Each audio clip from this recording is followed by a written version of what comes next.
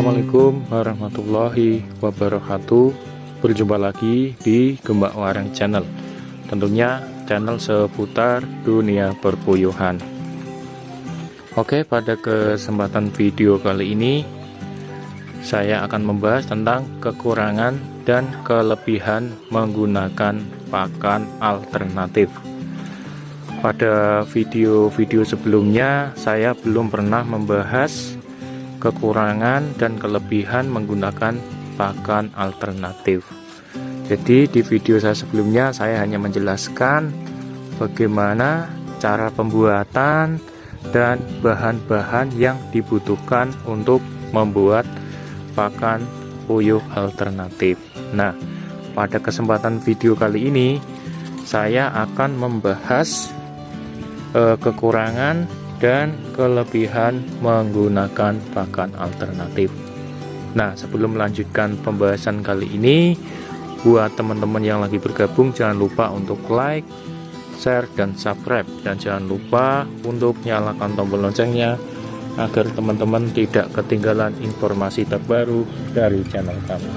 Saya ucapkan terima kasih banyak buat teman-teman yang sudah subscribe. Nah, langsung saja ke topik pembahasan pada video kali ini. Langsung ke yang pertama saja ya, untuk kelebihannya dulu. Untuk pakan alternatif itu apa? Nah, bisa teman-teman lihat terlebih dahulu bahwa puyuh-puyuh saya ini semua menggunakan pakan alternatif semua. Jadi tujuan saya di sini untuk membuat pakan alternatif sendiri adalah karena untuk menekan biaya pengeluaran saya, biar tidak terlalu banyak pengeluaran untuk pembelian pakan puyuh itu sendiri. Karena kalau kita beternak puyuh banyak, pasti kebutuhan akan telur puyuh, pakan telur puyuh itu sendiri juga banyak tentunya pakan puyuh. Jadi untuk pakan puyuh pabrikan sekarang bisa teman-teman tahu sendiri, harganya juga cukup lumayan mahal. Jadi teman-teman mungkin juga sudah berpikir bagaimana cara supaya tidak terlalu banyak biaya pengeluaran untuk pembelian pakannya. Mungkin teman-teman bisa mengambil kebijakan sendiri, entah itu bisa membuat pakan puyuh sendiri, pakan campur, pakan oplos, dan juga pakan alternatif seperti yang saya buat ini. Itu semua terserah teman-teman ya, untuk meminimalisir biaya pengeluaran teman-teman itu sendiri. Nih, saya menggunakan pakan alternatif semua. Nah, ini pakannya teman-teman, kelihatan ya. Nah, jadi saya menggunakan pakan alternatif semua di sini. Jadi langsung saja untuk kelebihannya, yaitu yang pertama adalah harga. Jadi untuk harga sendiri untuk pakan alternatif itu harganya jauh lebih hemat atau jauh lebih murah. Untuk kalkulasinya di video-video saya sebelumnya sudah saya jelaskan ya, untuk pembelian bekatul, konsentrat, mineral, jagung, dan lain sebagainya itu sudah saya kalkulasikan di video saya sebelumnya. Dan untuk ketemunya per karungnya itu sekitar 280.000. Jadi selisihnya itu cukup lumayan banyak ketimbang menggunakan pakan pabrikan yang harganya sekarang adalah 340.000 untuk P500 ya, di daerah Jawa Tengah sini. Itu adalah kelebihan yang pertama.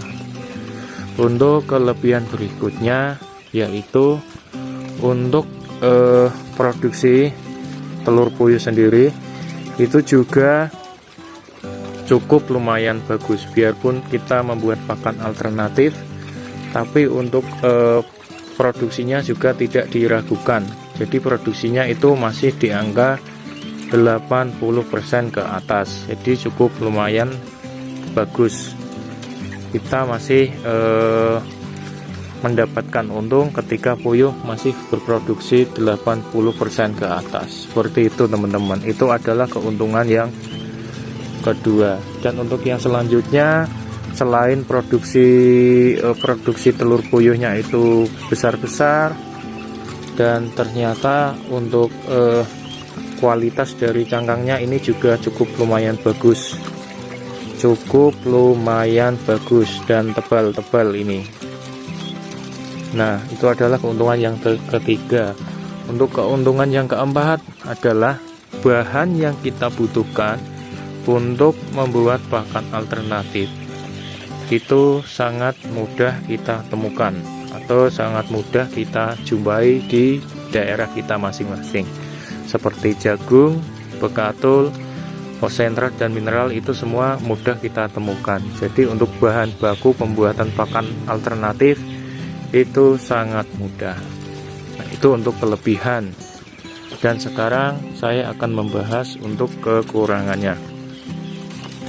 Untuk kekurangan sendiri, yang pertama adalah ini, ketika teman-teman salah dalam mengatur komposisinya, misalkan jagungnya itu kurang bagus ataupun jagungnya itu basah, itu sangat rentan pada puyuh teman-teman. Jadi jagung itu atau bahan baku seperti jagung itu harus diperhatikan, jagung yang benar-benar kering ataupun benar-benar bagus, karena itu sangat mempengaruhi dan sangat signifikan ketika teman-teman memberikan jagungnya itu yang masih basah seperti itu. Itu adalah kekurangan yang pertama. Kekurangan yang kedua adalah masa akhir pada burung puyuh itu sendiri. Jadi ketika teman-teman menggunakan pakan alternatif, karena bahan-bahan yang kita buat itu tidak istilahnya tidak selalu sama, kadang kualitas bekatul dan juga konsentratnya juga gonta-ganti, ataupun kualitas jagungnya juga tidak bisa sama. Jadi itu sangat mempengaruhi masa akhir pada burung puyuh itu sendiri. Biasanya misalkan kita menggunakan pakan murni, pakan pabrikan bisa 1 sampai 1,5 tahun. Ketika kita menggunakan pakan alternatif mungkin hanya bisa bertelur sampai setahun lebih lah. Karena ini saya baru mencoba, baru berjalan sekitar 6 bulan, dan alhamdulillah sampai sekarang produksinya itu masih bagus. Jadi itu hanya perkiraan saya saja. Itu adalah kekurangannya seperti yang saya sebutkan tadi.